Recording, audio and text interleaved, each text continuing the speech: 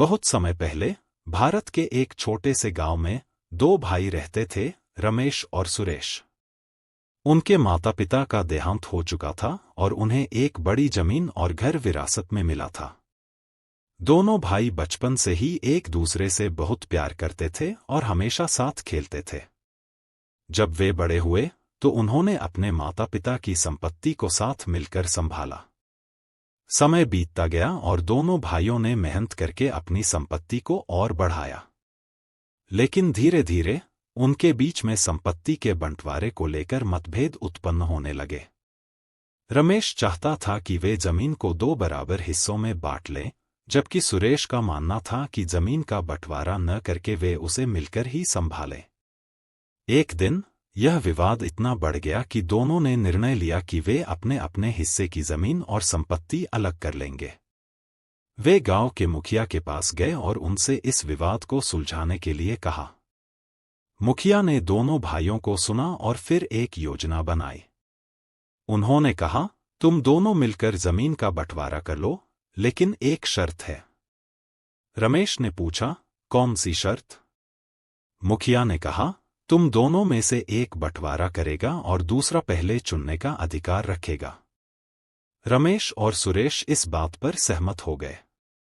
रमेश ने बंटवारे का काम संभाला और पूरी ईमानदारी से जमीन और संपत्ति को दो बराबर हिस्सों में बांट दिया। सुरेश ने बिना किसी शक के रमेश द्वारा बांटे गए हिस्सों में से एक चुन लिया। इस प्रकार दोनों भाइयों का बंटवारा हो गया। बंटवारे के बाद कुछ समय तक दोनों भाई अपने अपने हिस्से में लगे रहे, लेकिन धीरे धीरे वे एक दूसरे की कमी महसूस करने लगे।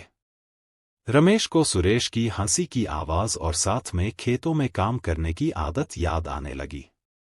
सुरेश को भी रमेश के साथ बिताए पलों की याद सताने लगी। एक दिन रमेश ने सोचा कि यह बंटवारा उन्हें खुशी नहीं दे रहा है, बल्कि उनके बीच की दूरी को बढ़ा रहा है। उसने सुरेश से मिलने का फैसला किया। सुरेश भी रमेश से मिलने के लिए बेताब था। जब वे मिले तो दोनों ने एक दूसरे से माफी मांगी और फिर से मिलकर काम करने का निश्चय किया।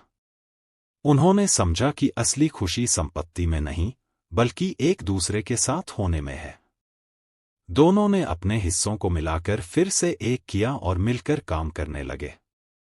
उन्होंने यह भी निर्णय लिया कि वे अपने बच्चों को भी मिलजुल कर रहने का महत्व सिखाएंगे। इस कहानी से यह शिक्षा मिलती है कि संपत्ति और धन से बढ़कर परिवार का साथ और प्यार अधिक महत्वपूर्ण है। यदि आपस में प्यार और सहयोग हो तो किसी भी प्रकार का बंटवारा या विवाद जीवन को खुशहाल नहीं बना सकता। परिवार की असली संपत्ति आपसी समझ और विश्वास है।